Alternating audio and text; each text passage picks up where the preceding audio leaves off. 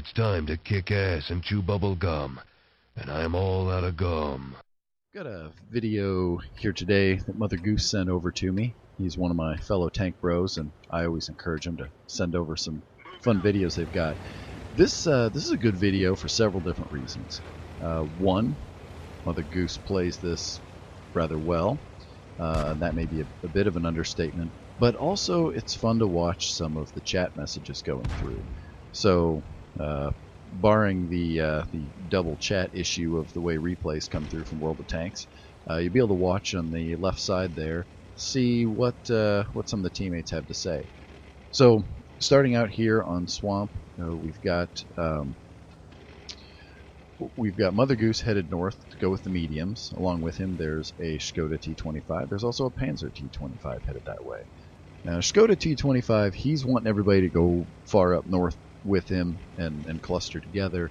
Mother Goose is taking a little bit different of an approach, and it's probably the better approach of creating multiple lines of fire. And he's taking his Chinese Type 58 into position here and runs into an M4 Sherman, doing exactly what you can do from this position, and that is use the mountain as some cover, and you can catch enemies headed up across the northern lines there on the A and the B line. And wait here a moment and see if he finds anybody else. Now, in theory, the Type 58 should be able to lay down a lot of fire rather quickly here, because this would be comparable, if you're not familiar with the Type 58, be comparable to the T-34-85 on the Soviet line. And this gun has less penetration, does less damage per shot, but it fires at a faster rate. It's got a firing rate of 12.5 rounds per minute instead of the about 10.5 rounds per minute you have with the T-34-85. And that worked brilliantly in that situation there. He was able to make quick waste of those tanks, and now he unfortunately isn't able to get a shot on that KV-1S. And this is going to leave the Skoda T-25, Mr. Lima 249, he's going to be a little bit upset. Now, he takes it out on Goose. I think actually his beef really needs to be more with US MA-79. He was up there with him and then left. And I'm kind of surprised at that. Now, maybe he saw a bad situation there getting worse. Maybe he thought more tanks were going to come in and they were going to get caught out. But as it turns out, he probably should have stayed. I think the two of them could have taken out that KV-1S. So now Mother Goose just settling in here, waiting, knowing that KV-1S is going to come down and head for the flag. And there he is. And he misses that first shot, got a little bit ahead of himself. It's a nice tracking shot, and then is able to finish him off with a kill. That the fire rate on the Type 58 is just phenomenal. I'm much more familiar with the Rudy and with the T-34-85. So as I watch some of the things he's doing in the Type 58, I'm very impressed. Now, I'm sure there are other times where that lack of penetration causes an issue. Nice work lighting that T-67 on fire. Now, in terms of fire rate, the Matilda BP is going to be a bit difficult. He does have a very fast firing gun.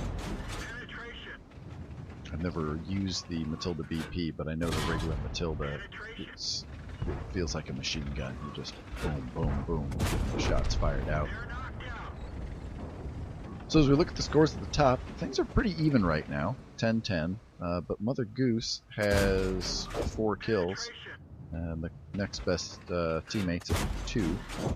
Now, this Dicker Max, I need to point out right now, Dicker Maxes are on rental, and boy, you can tell. You will find a lot of them out on the battlefield here recently that just don't quite know what they're doing. I suspect many of them are familiar with faster TDs, and they catch themselves out in the open like we just saw there. So excellent work, Goose, on that. Uh-oh, Su-85. This could be bad, especially when he says, "I love derp." Now, in that situation there, I think there are 2 options you'd have. As most often the case, you either go left stick or right stick. I probably would have gone right stick myself and tried to go around and flank. But what Goose is able to do here is rather clever. He's able to use this bush, get the shot, and then pull back. And he's too close to the bush. He can't fire and avoid being spotted, but he was able to duck back before there was any report back to the Su-85 that he was visible. We'll see if those situations change a bit with the next patch, where they're going to change the way that the spotting system works, and that the reaction time of it will be much quicker. Doing something like what he just did there will be much more difficult in patch, what are we up to, 9.16. So now we're at 13 and 11. Goose sitting with 5 kills now. He's just making very good use of this Type 58. He's been able to play several different positions of the map. He's been able to lay down a lot of cover fire. Now he just needs to figure out where this grill is. There he is. Unfortunately, he fires a little too quickly and misses Goose. Goose able to finish him off. So he's secured the top gun, much to the spite of Lima, who called him a worthless trash Type 58 and other sorts of naughty things. So now decision time. Do they try and find the last remaining tank? It's a T-28, I believe. Or do they wait here?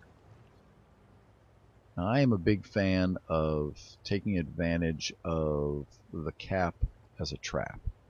It can be both a trap for yourself, because then the enemy knows exactly where you're at and they'll come in and kill you.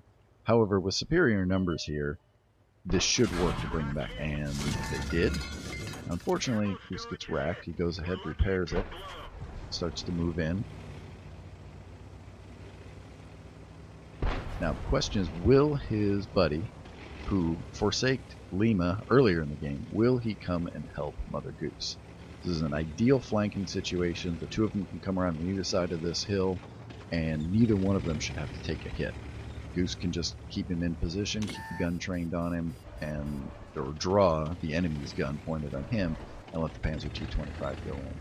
Now Goose goes ahead and moves up close here, takes the hit, but he's able to get the kill as well. So either way, he can be successful with it. So now we'll move on and look at his post-game stats.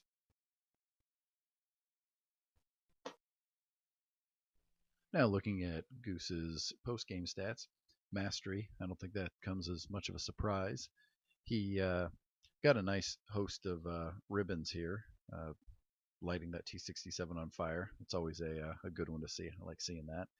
Most importantly, though, securing the Top Gun and the high caliber, and a good result here on a non-premium account, 35,000 silver and 4,500 experience points with his ×2. Let's click over here and look at the details for him. 1,465 base experience points, 2,700 damage overall. Dwarfed the rest of the team. This is a solid carry. So he may have taken a lot of crap from Lima, but the fact is he did well. Lima overextended himself, and I mean, we all do it, and you just have to take it in stride and